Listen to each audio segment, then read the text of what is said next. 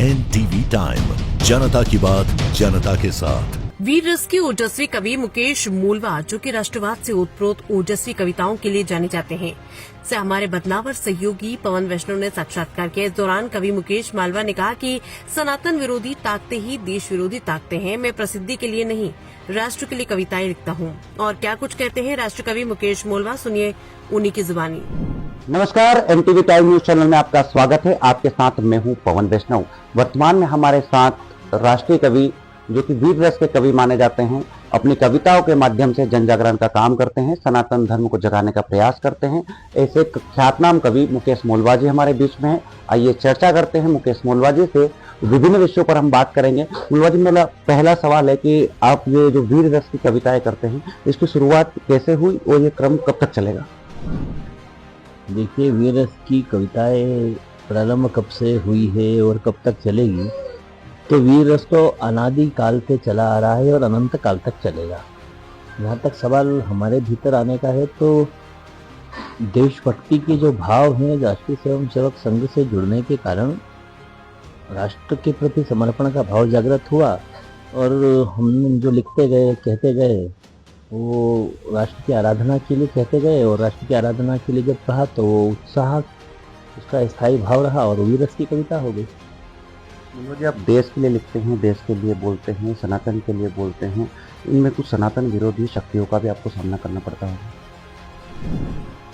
देखिए, सनातन विरोधी ताकतें कहो या देश विरोधी ताकतें कहो, तो ये तो हर कालखंड में रहा है।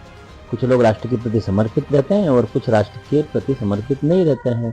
तो ये चीज़ें तो चलती रहती है। और जहाँ तक संकट का समय है का प्रश्न है, तो संकट का सामना तो सबको करना पड़ता है। तो जो सत्य के पथ पर चलेगा, जो राष्ट्र के पथ पर चलेगा, तो वो तो कंटकीर्ण मार्ग होता ही है। तो उससे लड़ने की शक्ति भी ईश्वर प्रदान करता है।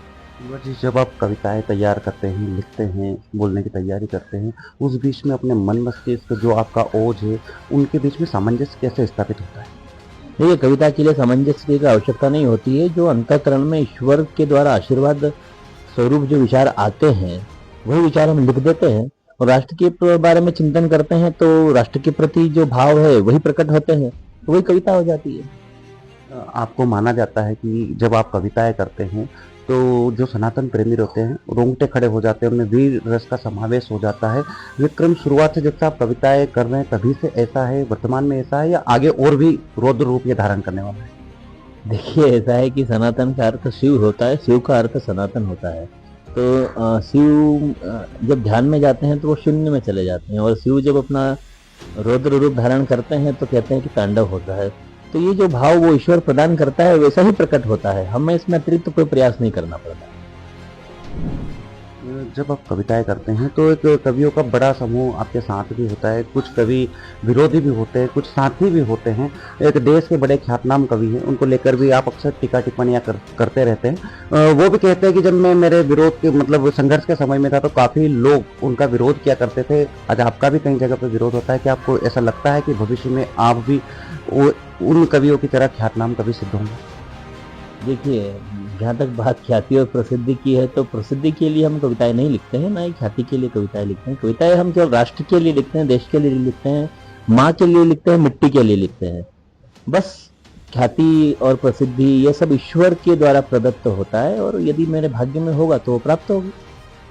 आप जब कविताएं करते हैं तो अक्सर भगवा वेशभूषा में करते हैं, धोती कुर्ता में करते हैं। आज का युवा तकनीक का सहारा लेकर पाश्चात्य संस्कृति की ओर जा रहा है। पाश्चात्य संस्कृति की ओर न जाकर सनातन संस्कृति की ओर युवा समावेश करे, इसको लेकर क्या कुछ कहेंगे? मैं आपसे सहमत हूँ यहाँ पर, क्योंकि आप जो कह रहे हो पाश्चात्य की ओर जा रहा है, ऐसा नहीं है। देश का जो युवा है वो सनातन की ओर लौट रहा है। ये भाव मैं देख रहा हूँ, क्योंकि चाहे जिसे जेनजी कहते हैं, जो 1997 से 2012 के बीच में बच्चे जन्म हैं, उनको जेनजी कहा गया। और वर्तमान में ये जेनजी का युग है, ऐसा कहा जाता है। तो भारत का जो जेनजी जिसको कहें, वो यदि कोई रील अपलोड करता है, डाउनलोड करता है, या कीपैड पर अपनी उंगली चलाता है, तब भी उसकी उंगलियों से आवाज आती है, वंदे मातरम, भारत माता की जय। तो हम सनातन की ओर लौट रहे हैं। हमारे दर्शकों को, आपके जो श्रोतागण हैं, उनको हमारे चैनल के माध्यम से क्या कुछ संदेश देना चाहेंगे? देखिए, संदेश तो क्या है, मेरा तो क्या संदेश है, जो हमने हमारे पूर्वजों से, पुरखों से सीखा है कि हम स्व का बोध हो, स्व का भान हो कि हम कौन हैं, हम क्या हैं। मेरा ऋषि भगवा वेश में रहता था, वो एक धोती तन पर लपेटता था और उसने वेदों की रचना की, पुराणों की रचना की, आर्ष ग्रंथों की रचना की। तुलसीदास ने रामचरितमानस लिख दी, वाल्मीकि ने रामायण लिख दी, श्रीमद् भगवत गीता की रचना हुई है। तो हम उस देश के वासी हैं और हम अपनी जड़ों की ओर लौटे। और सबसे अच्छी बात यह है कि भारत फिर से सनातन की ओर लौट रहा है, जो उसकी मूल प्रकृति है। ये थे वीर रस के ख्यातनाम कवि मुकेश मोलवा जी, जो कि कह रहे हैं कि हमें हमारी जड़ों की ओर लौटना चाहिए, हमारी पुरानी पद्धतियों का अनुसरण करना चाहिए।